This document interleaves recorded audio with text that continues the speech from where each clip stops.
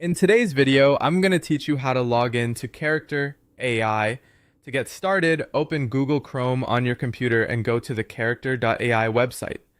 Make sure the page has fully loaded before moving on, so all buttons and sign-in options appear correctly. If your internet connection is a little slow, give it a moment. This can help avoid clicking the wrong thing or missing an option that hasn't appeared yet.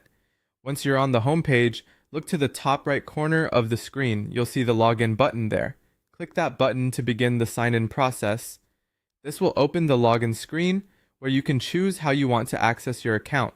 The layout is usually very straightforward, so it should be easy to spot. On the login screen, choose your preferred sign-in method.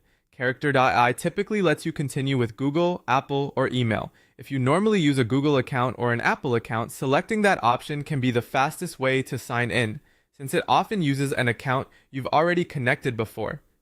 If you prefer to sign in manually, choose the email option instead. After selecting your method, enter your login credentials and submit them to continue.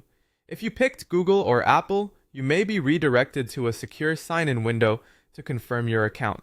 If you chose email, type in your email address and password carefully, then continue. Take your time here, especially when entering your information, because even a small typo can prevent access to your account. Once your credentials are accepted, you'll be signed in and taken to your profile or main account area. At that point, you're ready to start using Character AI with your personal settings, save chats, and account features.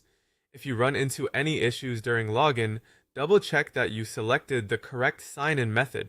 Many login problems happen when someone tries to use a different method than the one they originally used to create the account. Also, if the page seems stuck, refreshing Chrome or reopening the site can sometimes solve the problem. And that's it. The process is quick and simple. Once you know where everything is, follow these steps carefully and you should be able to access your Character AI account without any trouble.